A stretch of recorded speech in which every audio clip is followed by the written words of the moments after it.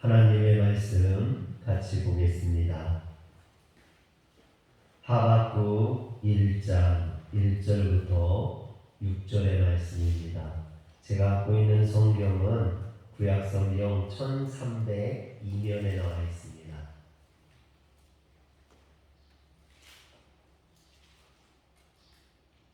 구약성경 1302면 하박국 1장 1절부터 6절의 말씀을 같이 교독하겠습니다.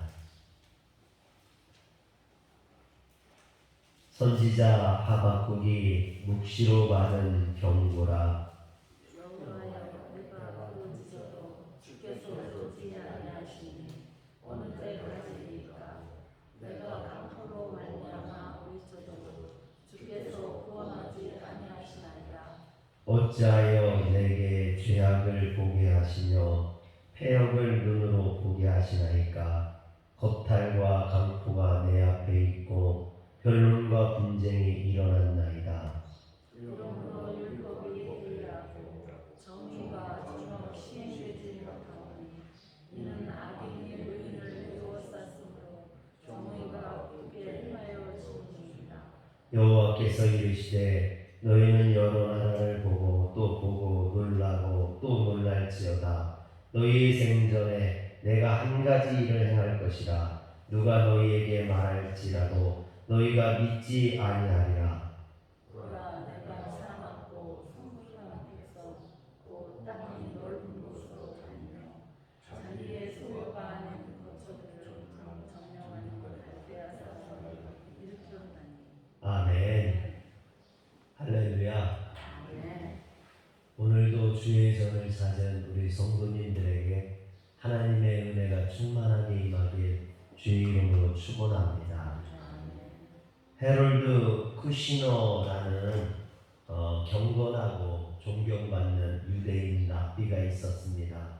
그에게는 아들이 하나 있었는데요, 아론이라는 그런 아들이 있었습니다. 그런데 이 아론이 생후 8개월부터 몸무게가 늘지 않는 겁니다. 그리고 돌이 지난 다음부터 이 아이의 머리카락이 빠지기 시작했습니다. 그리고 3살 되던 해에는 그 아이가 앞으로 자라도 90cm 이상 더 자라지 않을 것이라고 합니다. 머리카락은 계속 빠지고 얼굴은 쭈글쭈글해지고 노화 현상을 보이다가 10대 후반 되면 사망할 것이라는 그런 선천적 조루증이라는 진단을 받게 됩니다. 쿠시너는 이 진단에 너무나 큰 충격을 받게 됩니다. 별의별 생각을 다 하게 되는 거죠. 자녀가 이런 병에 희귀한 병에 걸렸다라는 것이 그의 마음을 아프게 합니다. 도대체 내가 무슨 죄를 지어서 내가 무슨 잘못했기에 내 아들에게 이런 병이 들린 것인가? 나는 신의 뜻을 따르고 섬기기 위해 랍비로 헌신한 죄밖에 없는데 내가 무슨 잘못을 했단 말인가? 신이여, 당신은 정말 사랑의 신이고 공평한 신이십니까? 이때부터 그의 마음속에 2가지 질문이 자리 잡기 시작했습니다. 첫 번째 질문은 왜, 어째서 우리 가정에 이런 일이 생겼는가 하는 것입니다. 그리고 2번째는 왜 내 아들 아론은 어느 때까지 이런 모습으로 고통받아야 하느냐라는 것이죠. 고통받는 아들을 보면서 그 부모가 얼마나 가슴이 찢어지고 아프겠습니까? 그런데 이 아들은 결국 15살의 나이에 완전한 노인의 모습으로 세상을 떠나게 되었습니다. 그 신호는 자신이 했던 이 고민과 질문들을 가지고 왜 착한 사람들에게 나쁜 일이 생기는가 라는 책을 썼습니다. 오늘 하박국 선지자도 똑같은 고민과 질문을 합니다. 악인들이 득세하고 의인들이 고난받는데 하나님께서는 왜 속히 공의를 시행하지 아니하시고 침묵하시는지 알 수 없어서 하나님 앞에 질문하고 있습니다. 그런데 오늘 이와 같은 질문을 하고 있는 하박국 선지자에 대해 성경은 그가 선지자라는 것 외에는 다른 것을 알려주지 않고 있습니다.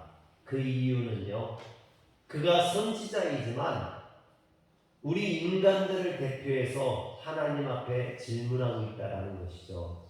사랑하는 성도 여러분, 오늘 우리들도 인생에서 어려움을 만나거나 고난을 만나면 이 하박국 선지자나 쿠시너처럼 똑같은 질문하고 있지 않습니까? 왜 나에게 이런 일이 일어납니까? 어째서 나에게 이런 고통을 주십니까? 어째서 내 아들에게, 내 딸에게 이런 어려움이 옵니까? 도대체 무엇이 문제입니까? 하나님, 이 고통이 언제까지 지속됩니까? 도대체 언제까지 계속될 겁니까? 이처럼 하박국 선지자가 하는 질문은 하박국만의 문제가 아니라 어쩌면 모든 인간, 우리 모든 성도들의 질문이라는 것입니다. 이 하박국 선지자는요, 주전 600년 전후 당시 신흥 강대국이었던 바벨론이 아수르를 정복하고 새로운 패자로 부상하여서 남유다에 대해 제1차 침공을 하기 직전에 선지자로 활동했던 그런 사람입니다. 당시 유다는요, 예언 말씀이 기록된 두루마리를 불태우고 예레미야 선지자나 참 선지자를 핍박하던 여호야김 왕이, 악한 왕이죠. 악한 왕이 나라를 다스리던 그런 때였습니다. 특히 이 시기에는 하나님의 율법이 해이해져서 공의가 전혀 시행되지 못하고 악인이 의인을 에워싸고 핍박하는 그런 상황이었습니다. 하박국은 바로 이러한 남유다의 상황에 암울한 영적 도덕적 상태를 보고 탄식하며 하나님 앞에 부르짖었던 것입니다. 그래서 하박국이라는 이름 자체도요, 껴안는 자, 매달리는 자, 이런 의미가 있습니다.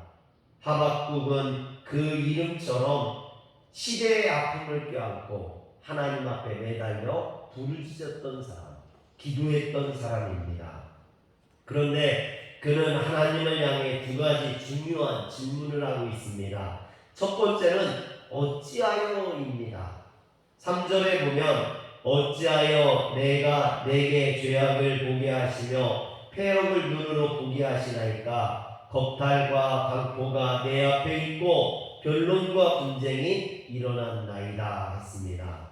또 두 번째는 어느 때까지니까입니다. 2절에 보면 여호와여 내가 부르짖어도 주께서 듣지 아니하시니 어느 때까지니까. 내가 강포로 말미암아 외쳤도 주께서 구원하지 아니하시나이다 했습니다. 오늘은 하박국 선지자가 가졌던 이 두 가지 질문을 가지고 우리가 인생에서 만나는 이해할 수 없는 그런 고통의 특성을 살펴보면서 함께 은혜를 나누고자 합니다. 여러분, 믿는 사람이든 믿지 않는 사람이든 인간이라면 누구나 예기치 않는 고난을 만났을 때 하박국 선지자처럼 두 가지 질문을 하게 되어 있습니다. 왜? 어째서 나에게 이런 고통을, 어째서 우리에게, 우리 가정에, 우리 자녀에게, 우리 민족에게 이런 고난을 주시나이까? 여러분도 이런 고민을, 이런 기도를 해보지 않았습니까? 두 번째는 이런 고난이 얼마 동안 더 지속될 것입니까? 우리가 얼마나 더 참고 견뎌야 됩니까? 여러분, 하나님 앞에 우리는 늘 이런 질문을 하게 되어 있습니다. 이것은 우리 믿는 사람뿐만 아니라 모든 인간들이 하는 질문이죠. 그래서 이것을 고난의 보편성이라고 합니다. 누구든지 고난을 만나면 이런 질문을 하게 되어 있다라는 것이죠. 이런 질문을 한 번도 해보지 않고 인생을 사는 사람은 없다라는 것입니다. 그래서 인생에서 만나는 뜻하지 않은 고난에 대해 가르치지 않는 종교가 없죠. 모든 종교는 그래서 인간의 고난에 대해서 이야기합니다. 불교에서도 인생은 고해라고 합니다. 고난이 많다라는 것이죠. 불경에 보면 옛날 구시라성의 시다림이라는 한 숲속에 석가모니가 제자들과 함께 거닐고 있었습니다. 그때 숲속에서 한 젊은 과부가 애통하며 슬프게 울고 있었어요. 이 여인에게는 외아들이 있었는데 그 외아들이 죽어서 너무나 처절하게 슬퍼하며 울고 있는 겁니다. 그러다가 울다가 지나가는 석가모니와 그 제자들을 발견하는 겁니다. 그래서 그 여인은 석가모니에게 가가지고 부르짖었습니다. 부처님, 내 외아들을 살려주세요 애원했습니다. 그러자 석가모니는 인자한 미소를 띠면서 일어나서 마을로 가서 한 번도 사람이 죽은 일이 없는 집의 쌀을 한 줌 얻어다가 그것으로 죽을 끓여 먹으면 너의 아들이 살아날 것이다 알려주었습니다. 젊은 과부는 기뻐하면서 마을로 내려갔죠. 그러나 여인이 하루 종일 마을을 돌아다니고 찾아다녀도 한 번도 사람이 죽은 일이 없는 집을 발견할 수 없었습니다. 당연히 쌀을 얻어다가 죽을 쑤어 먹여 아들을 살릴 수도 없었죠. 여러분, 석가모니는 이 여인에게 인생은 생자 필멸이라 사람이 나면 반드시 죽는다라는 것을 가르쳐주고자 했던 것입니다. 즉 아들이 죽었다라는 것을 그 현실을 수용하라는 거예요. 받아들이라는 것입니다. 여러분, 성경에도 인생사에서 만나는 뜻하지 않은 고난을 이야기합니다. 히브리서 9장 27절에 보면 한 번 죽는 것은 사람에게 정해진 것이요 그 후에는 심판이 있으리니 했습니다. 역시 죽음을 피할 수 없다라는 것입니다.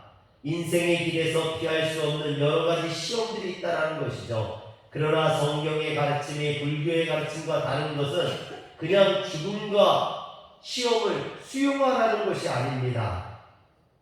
그것을 기뻐하라고 말합니다. 여러분, 야고보서 1장 2절을 다 같이 한번 읽어볼까요? 시작. 내 형제들아, 너희가 여러 가지 시험을 당하거든 온전히 기쁘게 여기라. 여러분, 시험을 당하고 고난을 당하고 자녀가 죽는데 어떻게 기뻐할 수 있습니까? 그 이유가 뭡니까? 왜 이런 시험을 찾아왔을 때 기뻐하라고 할까요? 야고보서 1장 4절에 보면 인내를 온전히 이루라. 이는 너희로 온전하고 구비하여 조금도 부족함이 없게 하려 함이라. 그 안에는 하나님의 뜻이 계시다라는 겁니다. 그 뜻 가운데 우리를 온전하게 하고 우리를 부족함이 없게 하려 함이라라고 이야기합니다.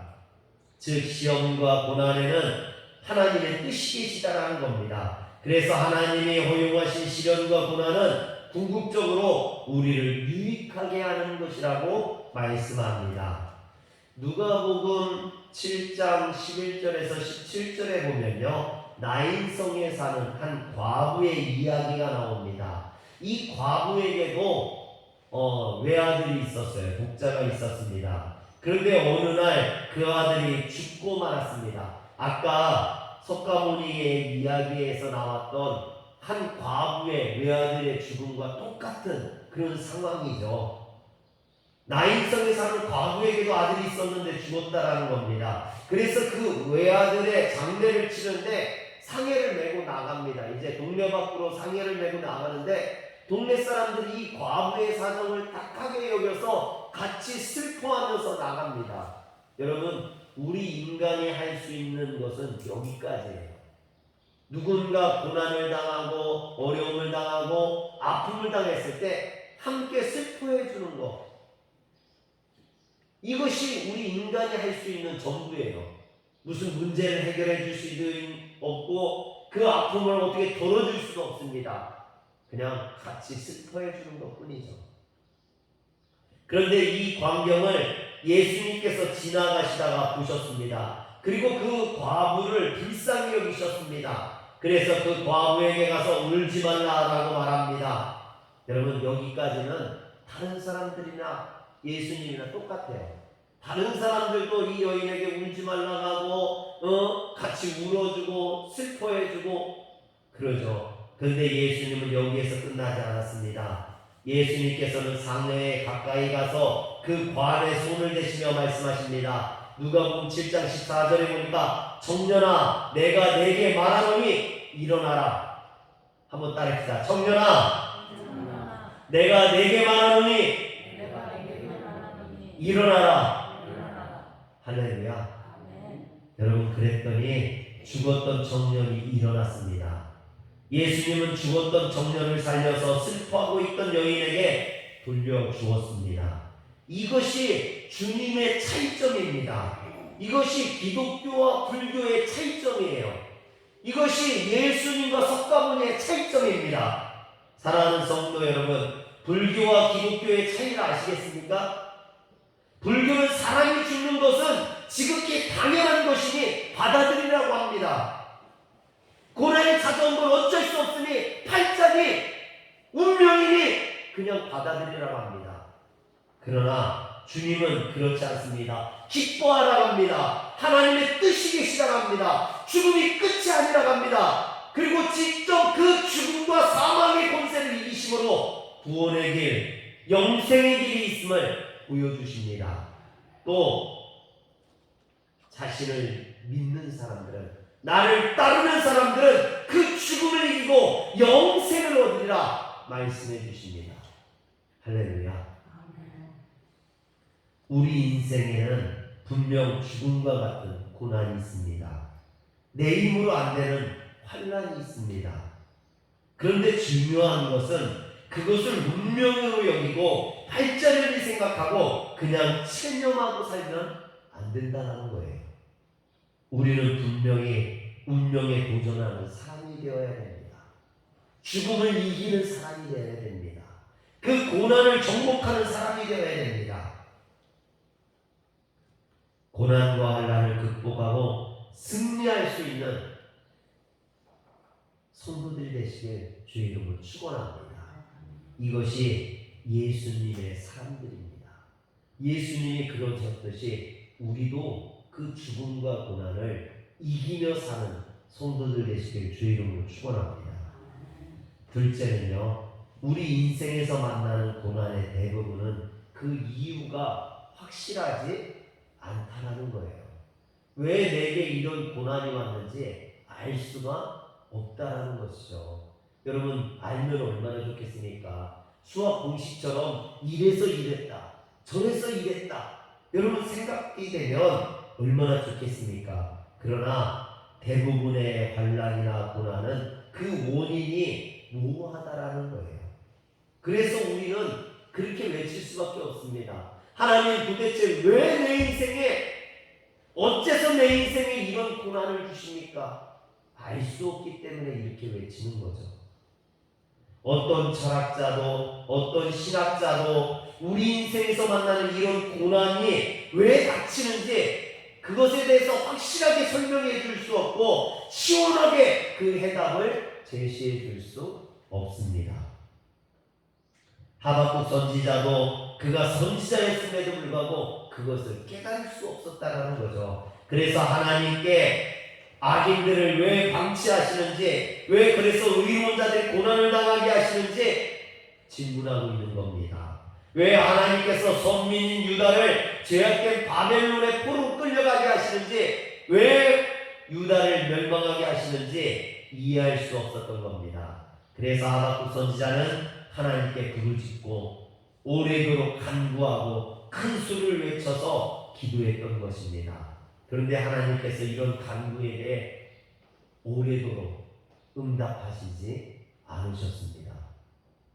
성경에서 고난하면 떠오르는 사람이 있죠. 욥이라는 사람. 욥은 고난의 대명사 아닙니까? 그래서 욥기에 보면 욥이 당했던 그 고난에 대해서 얼마나 장황하게 설명이 되어 있는지 모릅니다. 그런데 이상한 것은요, 욥이 왜 이런 고난을 당했는지 말들은 많은데 정확한 원인이 나와 있지 않습니다. 여러분 욥기를 한번 잘 보세요. 욥이 왜 이런 고난을 당했는지 욥의 친구들도 그렇고 욥도 그렇고 이렇다 저렇다 얘기들을 많이 합니다. 그러나 정확한 원인이 나와 있지 않습니다. 욥의 친구들은 그 이유에 대해서 뭐라고 합니까? 인과 응보라고 합니다. 즉 원인이 없는 결과가 없는 것처럼 고난이 그냥 찾아오진 않았다는 거죠. 욥이 죄를 지었기 때문이라는 겁니다. 즉 욥의 죄가 원인이 되어서 고난이라는 결과를 초래했다는 것입니다. 대부분 많은 사람들이요, 다른 사람들이 고난을 당하면 꼭 이렇게 얘기해요. 네가 죄를 지어서 그렇지. 여러분, 우리 스스로도 또 그렇게 생각하죠. 내게 안 좋은 일이 생기거나 우리 가정에 어떤 어려움이 생기거나 그러면 내가 뭘 잘못해서 그런가? 내가 하나님 앞에 죄를 지어서 그런가? 여러분, 우리는 그렇게 생각을 합니다.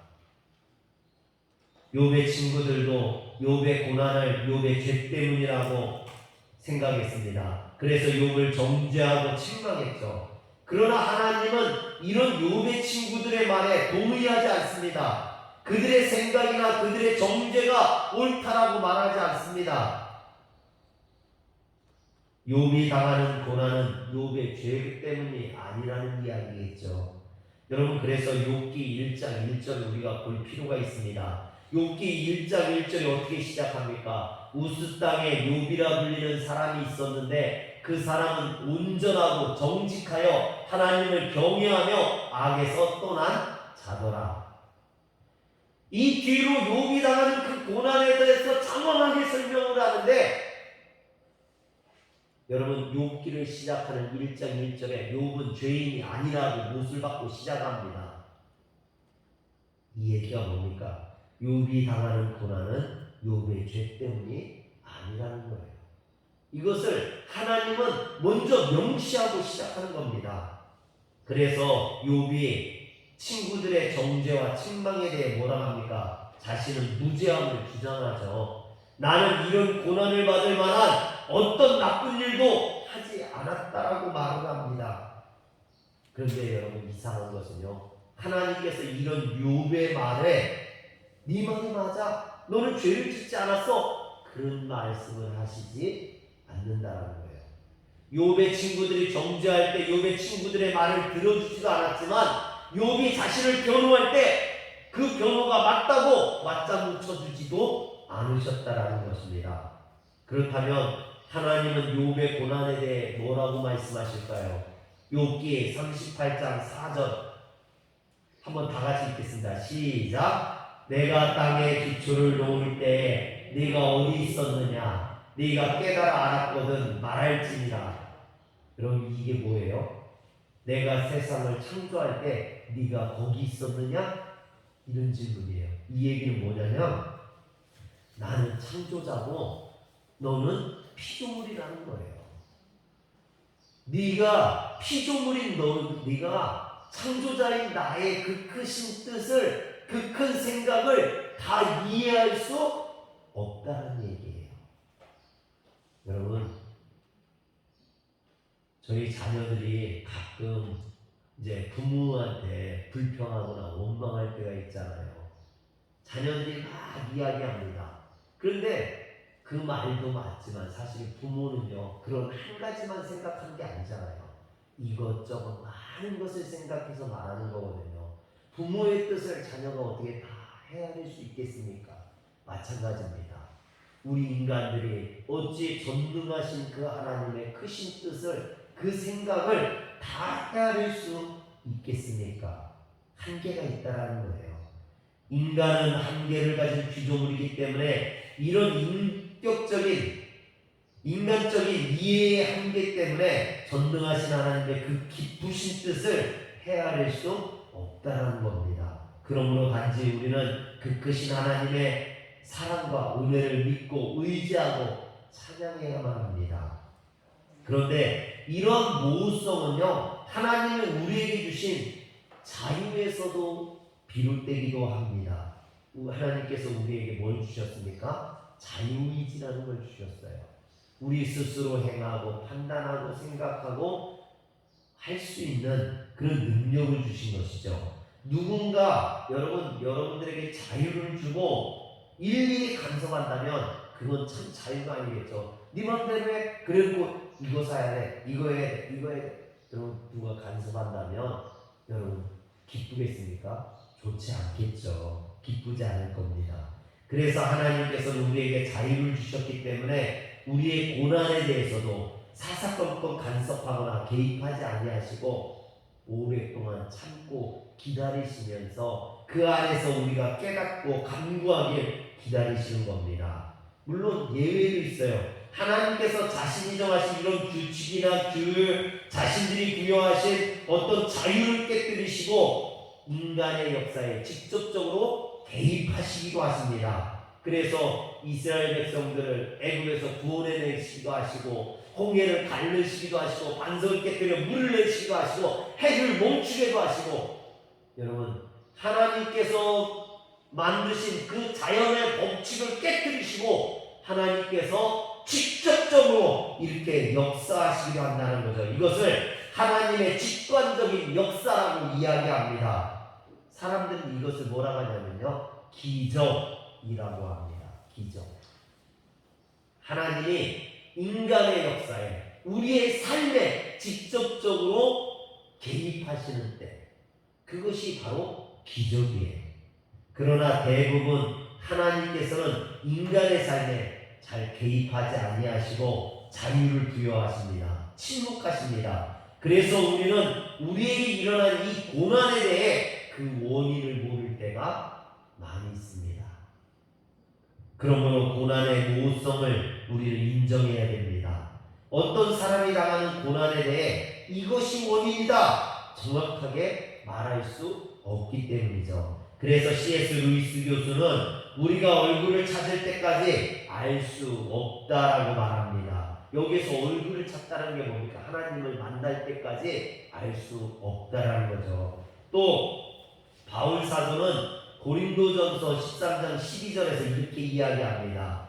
우리가 지금은 거울로 보는 것 같이 희미하나 그때는 얼굴과 얼굴을 대하여 볼 것이요 지금은 내가 부분적으로 아나 그때는 주께서 나를 아시는 것 같이 내가 온전히 알리라 합니다. 여러분 우리는 왜 우리에게 이런 고난이 왔는지 지금은 알 수 없어요.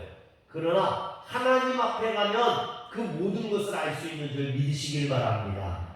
그때 우리는 비로소 우리가 이 땅에서 겪은 말도 안 되는 이런 고난의 이유를 알게 될 것이라는 겁니다. 그러나 그때까지 우리는 고난을 만날 때마다 계속해서 하박국 선지자처럼 왜 어찌하여 이 고난을 주십니까? 또 이 고난이 어느 때까지 계속됩니까? 우리는 이렇게 질문하고 또 질문하고 묻게 될 것입니다. 여러분 세 번째로 그런데 정말 중요한 것은요 이 질문을 우리가 누구에게 해야 됩니까? 이 질문은 하나님에게 드려야 되는 줄 믿으시길 바랍니다. 대개 사람들은요 문제를 만나면 이 문제를요 자기 스스로 해결하려고 해요. 내 스스로 그 문제를 해결하려고 합니다.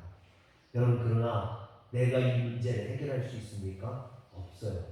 그러면은 내가 해결할 수 없으면 어떻게 합니까? 다른 사람을 찾아가요. 사람을 찾아가서 해결하려고 합니다. 도와달라고 합니다. 그런데 여러분 그 역시도 죄인이고 그 역시도 불완전한 존재이고 한계를 가진 죄인이기 때문에 여러분 그 문제를 해결해 줄 수 없어요. 그러면 사람들이 또 어떻게 합니까? 세상적인 방법으로 문제를 해결하려고 합니다. 그런데 세상적인 방법으로 문제가 해결되지 않아요. 여러분 해결된다 할지라도 더 큰 문제가 발생하게 됩니다. 그래서 우리는 하박국 선지자처럼 인생을 살아가면서 만나는 다양한 문제들을 하나님 앞에 가지고 나갈 수 있어야 합니다. 벌써 가지고 나간 사람들도 있는 것 같아요. 눈 감고 하나님 앞에 하나님 내가 지금 문제는요 예배 끝나고 하나님 앞에 가지고 나가시고 지금은 하나님이 주시는 말씀을 들으시길 바랍니다. 여러분 얼마나 문제가 많으면 벌써부터 가지고 가려고 하겠어요. 하나님 앞에 가지고 나가는 문제들이 우리가 많이 있죠. 다양한 문제들이 있습니다. 그런데 전능하신 하나님 앞에 가지고 나가서 매달리면, 한마디로 하나님과 바른 관계를 세우면 그 문제는 해결되는 줄, 그 문제가 해결되지 않는다 할지라도 그 문제가 결코 문제가 되지 않는다는 것을 깨달으시길 주의 이름으로 축원합니다.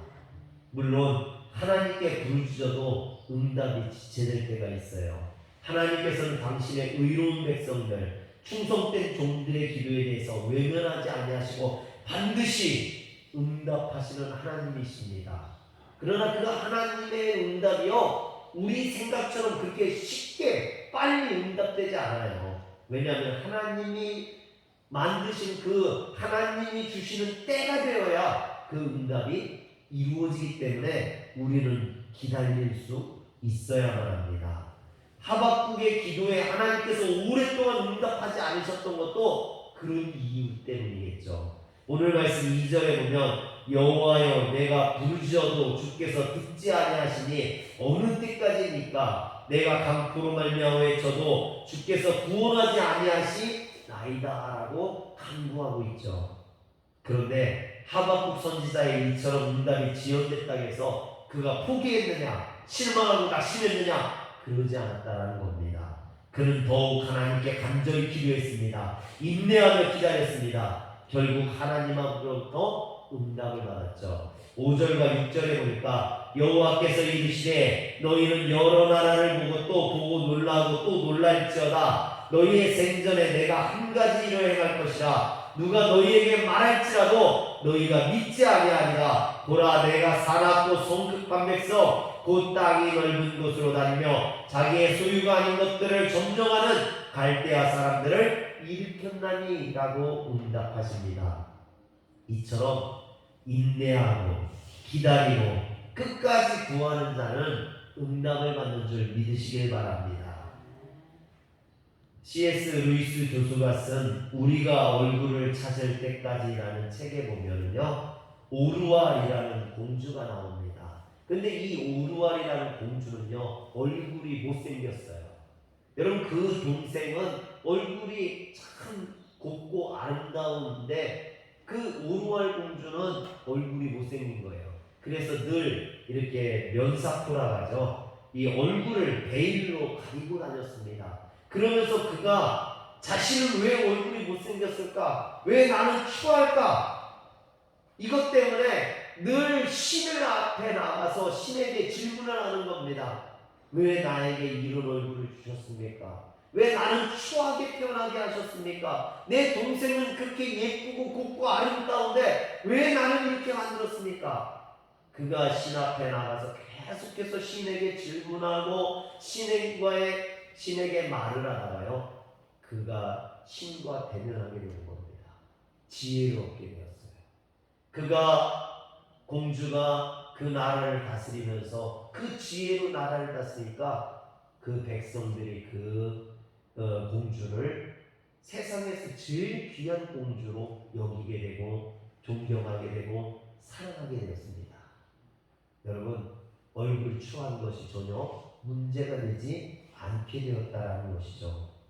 우리가 죄인된 실존의 베일을 벗고 우리의 참모습을 드러내는 순간 오히려 신성한 존재와 얼굴을 대면하게 되고 모든 문제가 해결되게 됩니다.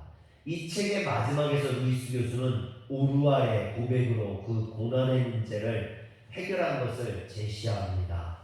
뭐라고 하냐면, 주여 이제는 당신이 왜 대답하지 아니하셨는지 압니다. 당신 자신이 대답이십니다. 저의 모든 질문은 당신의 얼굴 앞에서 사라집니다. 다른 무슨 대답을 들은들 만족하겠습니까? 다 말뿐입니다. 이제 말 대신 당신을 바라봅니다. 당신을 두려워하지 않고 바라봅니다. 사랑하는 성도 여러분, 고난 중에 주님 앞에 부르짖으면 하나님을 만나게 될 줄 믿으시길 바랍니다. 그런데 그 하나님을 만나는 순간 더 이상 그 문제가 아니게 됩니다. 욥과 욥의 친구들은 고난의 원인을 가지고 서로 엄청나게 싸웠습니다. 네가 죄를 지어서 그렇다. 아니 나는 죄를 짓지 않았다. 여러분 그런데 전능하신 하나님께서 이 욥과 친구들에게 나타나셨을 때 더 이상 이런 말싸움은 아무 의미가 없어져 버렸습니다. 오직 하나님과의 관계만이 중요하게 되었죠. 오늘 하박국도 많은 고난의 문제를 가지고 하나님 앞에 부르짖고 간구했습니다. 그런데 하나님을 만나는 순간 그 모든 문제가 중요하지 않게 된 거예요. 사랑하는 성도 여러분, 코로나가 왜 우리에게 왔는지, 왜 우리에게 이런 어려움을 주셨는지 우리는 알 수 없습니다. 또 코로나가 언제 끝날지도 알 수 없습니다. 그래서 우리는 기도합니다. 하나님 왜 우리에게 이런 고난을 주십니까? 이 코로나가 도대체 언제쯤 끝납니까? 그런데 중요한 것은 코로나가 아닙니다. 지금 우리에게 중요한 것은 하나님과의 관계성입니다. 그 관계성을 바로 세워야 돼요. 여러분 하나님과의 관계성을 어떻게 바로 세웁니까? 예배가 바로 서야 됩니다. 우리가 드리는 이 예배가 바로 서야 돼요. 여러분 코로나 시국에 아무것도 할 수 없어요. 다른 것을 할 수가 없어요. 그러나 우리는 예배 드릴 수 있습니다. 하나님 앞에 이 예배를 온전히 드릴 때 하나님과의 관계성이 회복될 때 코로나가 더 이상 문제가 되지 않습니다. 오늘 우리 삶에 다른 것이 문제가 되지 않습니다. 그 모든 것들을 이겨나갈 수 있는 힘과 능력을 얻게 될 줄 믿으시길 바랍니다. 그래서 저는 간구합니다. 오늘 이 예배를 통해 하나님과의 바른 관계를 맺고 우리 성도들이 모든 인생의 문제가 해결되기를 주의 이름으로 축원합니다. 기도하겠습니다. 전능하신 하나님, 우리 인생에 너무나 많은 문제들이 있습니다. 왜 나에게 이런 아픔을 주시는지, 왜 나에게 이런 고난을 주시는지 우리는 알 수 없어서 하나님 앞에 기도합니다. 또 이 고난이 언제까지 지속될 것인지 우리는 하루 앞도, 한 시간 앞도, 1분 1초 앞도 알 수 없게 하나님 앞에 부르짖습니다. 하나님, 이 고난이 빨리 끝나게 하여 주옵소서. 이 고난이 속히 지나가게 하여 주옵소서. 그러나 하나님, 정말 우리에게 중요한 문제는 그것이 아니라 하나님 앞에 온전히 예배드릴 수 있도록, 하나님 이 예배가 정말 하나님 앞에 드려지는 예배가 되었을 때, 우리가 하나님을 만났을 때 그 모든 문제가 사라지고 그 모든 문제를 뛰어넘게 되는 줄 믿사옵나니 하나님, 오늘 우리가 주님을 만나게 하여 주옵소서. 이 예배를 통해 하나님을 만나는 예배가 되게 하여 주시옵소서. 우리 주 예수님의 이름으로 기도합니다. 아멘.